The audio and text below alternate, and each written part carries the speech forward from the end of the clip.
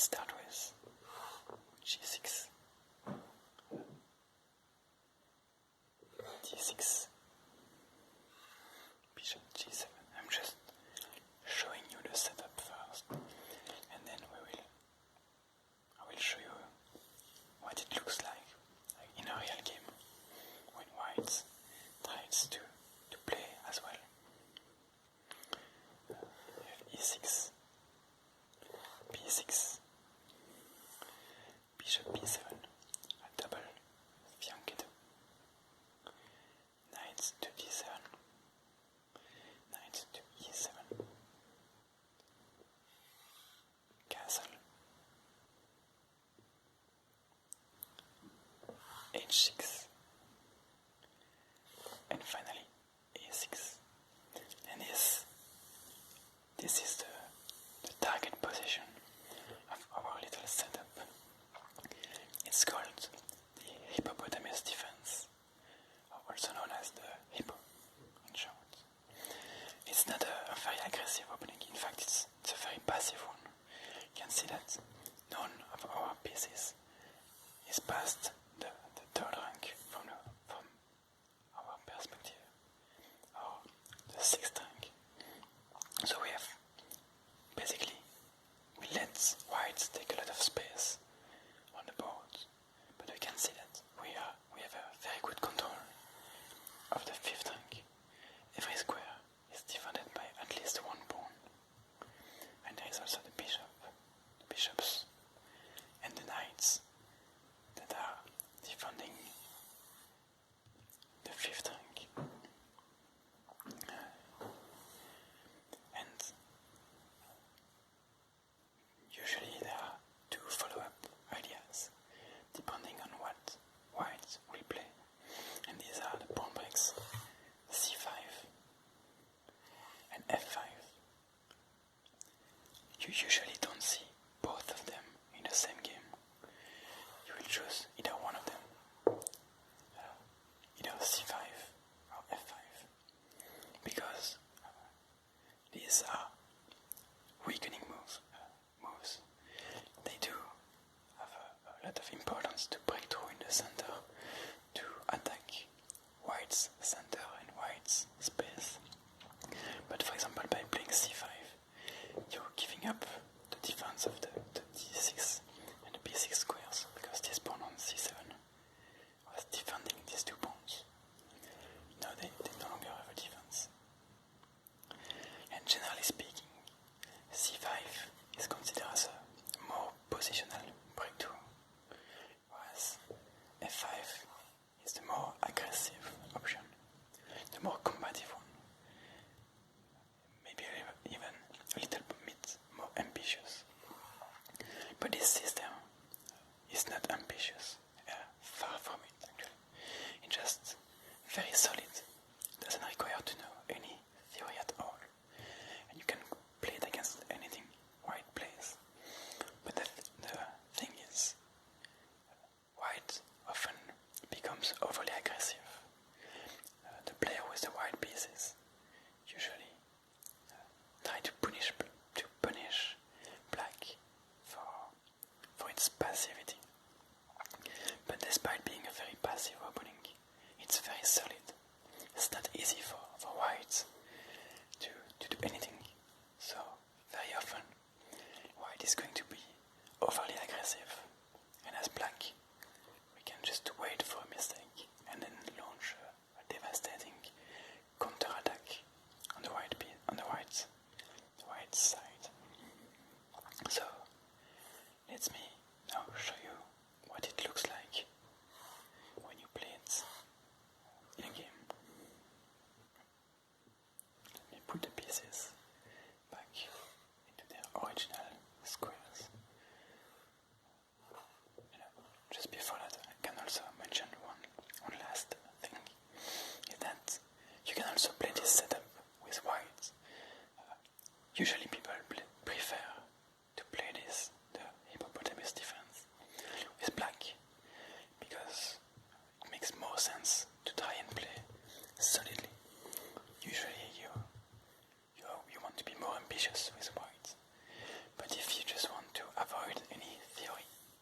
can very much play it with the white pieces as well. It's the same kind of setup. You can even, let's say that you play e4, but online you misclicked and you accidentally played e3. Well, you can turn it into a hippo if you want. If you don't really want to have e5 and then to basically play black, but from the white side of the board, that's a good alternative. So now let me show you what it could look like in a game. e4, g6, d4, bishop g7, knight f3, d6, knight to c3, e6, bishop c4, b6. You can see that we're not doing anything special, we're just following the setup we set out to do, to try and reach the target position. Bishop to e3, bishop b7, castle,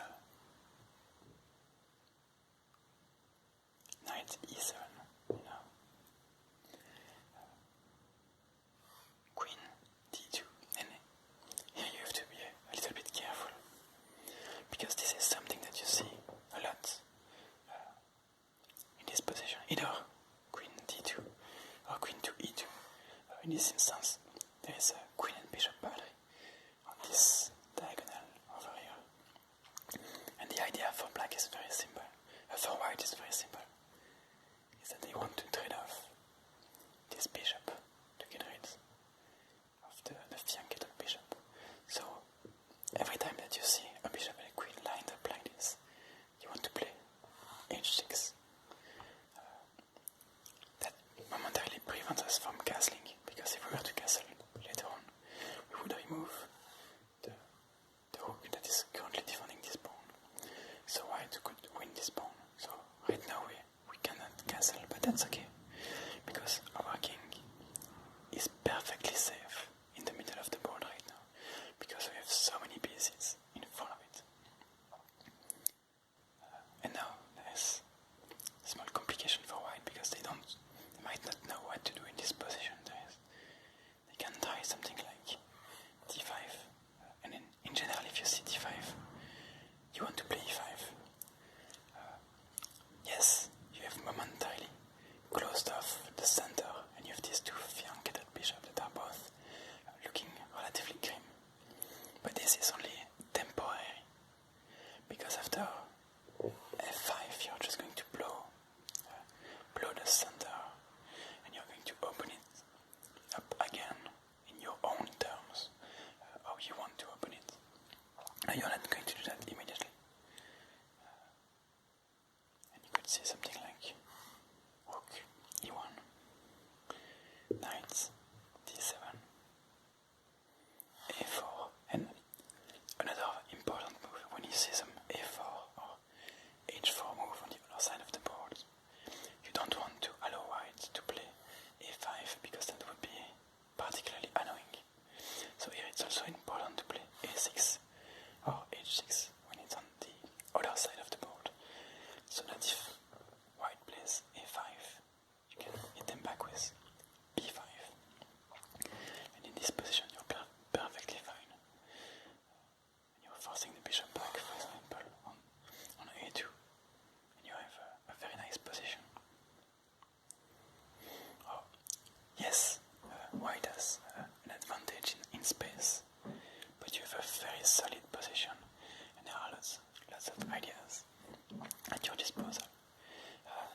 If in the center you have e5 instead of d5, then you just want to do the opposite. You play d5, and then you're going to be playing for c5. That's why, yes, you have a setup and a target position that you want to achieve with black. But you should not be set in stone to have this exact setup. When you see like this type of moves, you need to be able to handle. You